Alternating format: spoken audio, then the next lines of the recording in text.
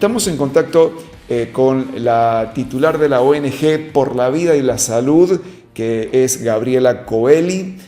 Hola Gabriela, ¿qué tal? Buenos días, bienvenida a Pelado Stream, bienvenida a San Juan, ¿cómo estás? Hola, buenos días, muchas gracias por darnos este espacio. Gabriela, a ver, para quienes están absolutamente al margen de esta ley que ya se convirtió en tal, ¿no? Que ya sancionó el Senado el jueves de la semana pasada, ¿qué cambia o qué debería cambiar a partir de la ley Nicolás? Debería cambiar en principio la mirada, ¿no es cierto? O sea, la forma, el paradigma en el que estábamos parados en la medicina. Cuando algo ocurre, hasta el día de hoy, ¿no es cierto?, en una clínica, en un hospital, se tapa, hay una cosa de cierre entre los profesionales, no se entregan las historias clínicas a los pacientes cuando es un derecho por ley, y eso no hace más que complicar las cosas, porque además del dolor y de la muerte o el daño del ser querido, lo que ocurre es que no sabemos cómo solucionar lo que va pasando porque no tenemos un blanqueo de qué es lo que pasa. Claro. Es como ir al psicólogo, ¿no es cierto? Si vos te negás todo el tiempo a hacer terapia y a ver cuáles son tus errores, difícilmente puedas cambiarlo.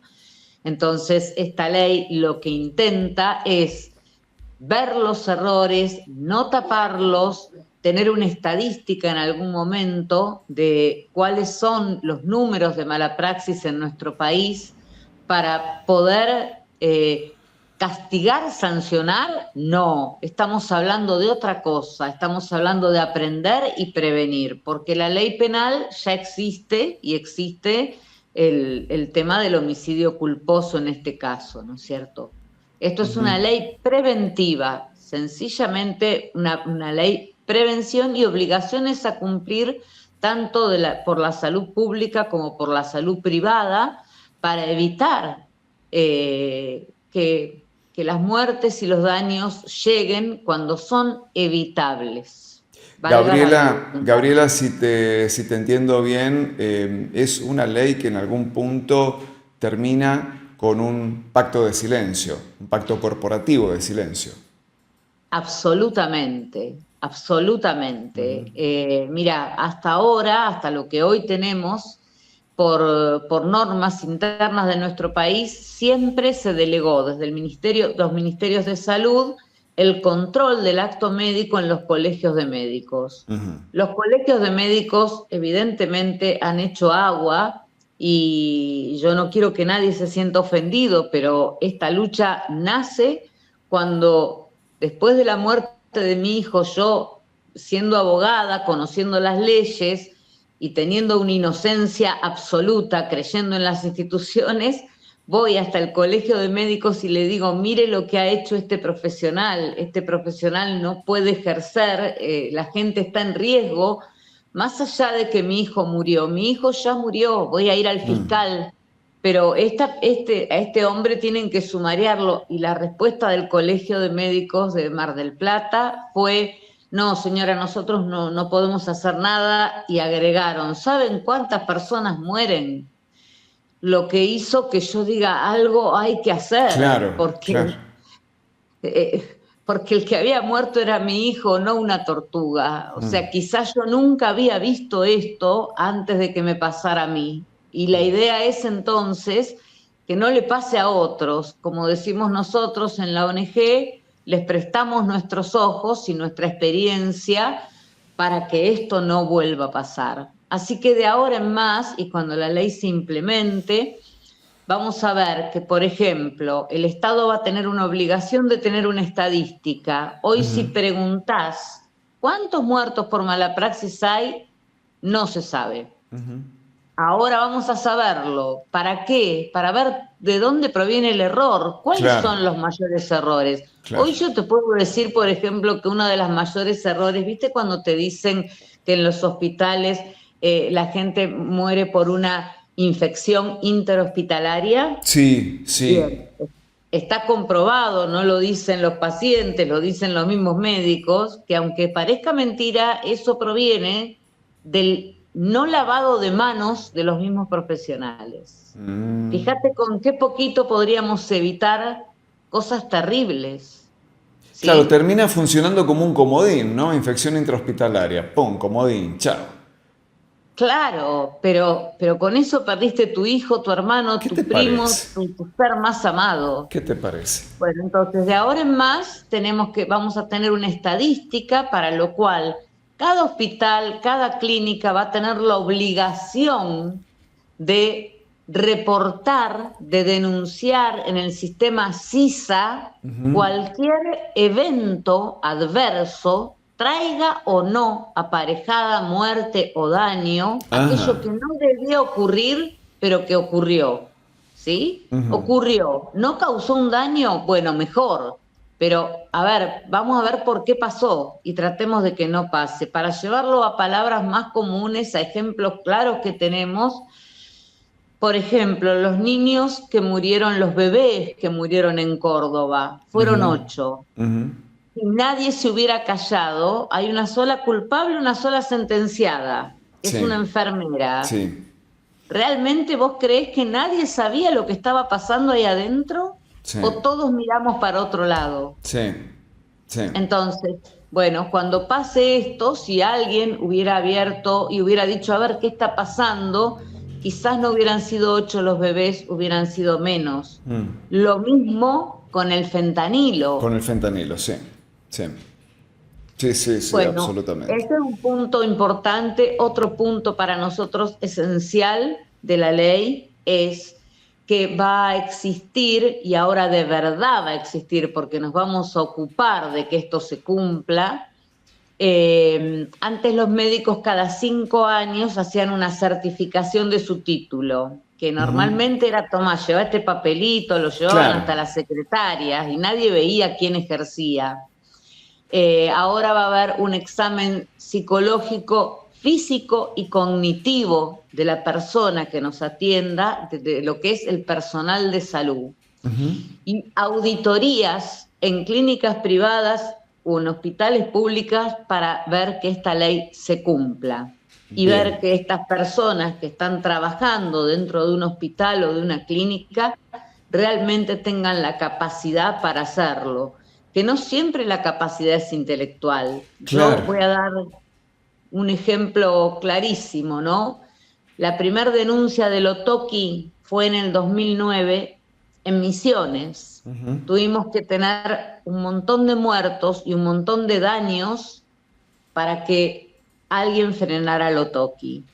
¿Y sabés quiénes lo frenaron? Las víctimas, porque en nuestra ONG estaba Silvina Luna y todas las víctimas del hoy detenido, del hoy delincuente, porque no lo voy a llamar médico, Lotoki.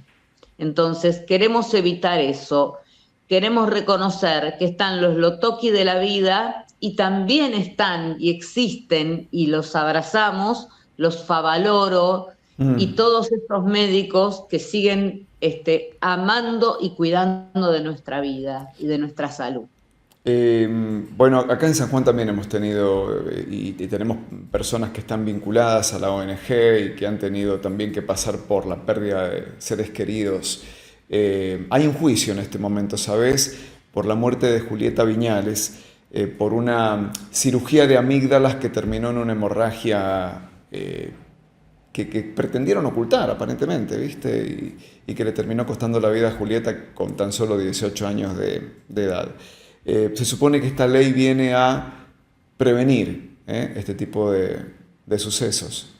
Claro, tal cual. A ver, yo me pregunto, el doctor Babsia, que es Sí, quien operó a Babsia, Julieta, Babsia, sí. porque conozco el caso porque la mamá de Julieta está en nuestra ONG, cortó la mamá de Julieta y Julieta les decía que sangraba, que sangraba, que sangraba y él tapó su error diciendo que era una cascarita que se había salido. ¿No era más fácil reconocer, me equivoqué, corté y ayudar a que Julieta viva? ¿Podemos hablar ahí de negligencia médica? O sea, fue negligente nada más, yo le pondría otro calificativo más que negligente, ¿no? Porque se ve que no fue su hija, se ve que no fue alguien amado para él, se ve que el juicio hipocrático no le funcionó, y se ve que yo lo único que pido es que los jueces estén a la altura de la circunstancia, porque el Código Penal da de 1 a 5 años, y los jueces también son partícipes de esto que ocurre, porque siempre la pena es de 2 o de 3. Nunca he visto un médico preso. Siempre le dan penas en donde son en suspenso. Sí. Y la verdad es que esto corre por mi cuenta, es mi forma de pensar, pueden no estar de acuerdo, pero siempre digo lo mismo. Si hubiera entrado por esa puerta un pibe y hubiera matado a mi hijo, o a Julieta en este caso, todos estarían diciéndole homicida, delincuente, lo hubieran puesto preso desde el primer día, ¿no es cierto? Sin embargo, ese pibe nunca tuvo alguien por ahí que lo eduque. No estoy justificando esa muerte, estoy diciendo que ha llegado a entrar por esa puerta y a tener un arma por no tener una educación. Y ese va condenado a 10 años, a 12 años, lo linchan, ¿no? Y desde el principio es un homicida. Estas otras personas que tienen un ambo y que manchan el ambo de sus propios colegas, además de ser tapados por ellos que no deberían taparlos, son hasta el último día del juicio el doctor Babsia. Y para mí no es el doctor es otra cosa, los títulos no beatifican. Para ser médico, para ser buen periodista, para ser buen abogado, para ser buen arquitecto, primero debes ser buena persona.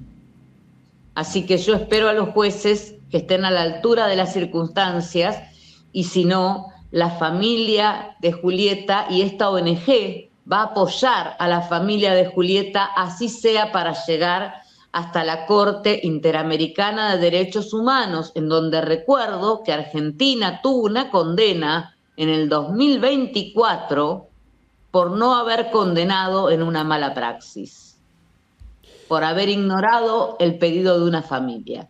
Gabriela, la ley Nicolás no modifica el Código Penal. Digo, sí, o hay alguna modificación respecto del grado de condenas aplicables en casos de esta naturaleza. La ley Nicolás es solamente preventiva. Tuvimos que elegir, te voy a ser sincera y honesta, porque no me gusta hacerme la buena,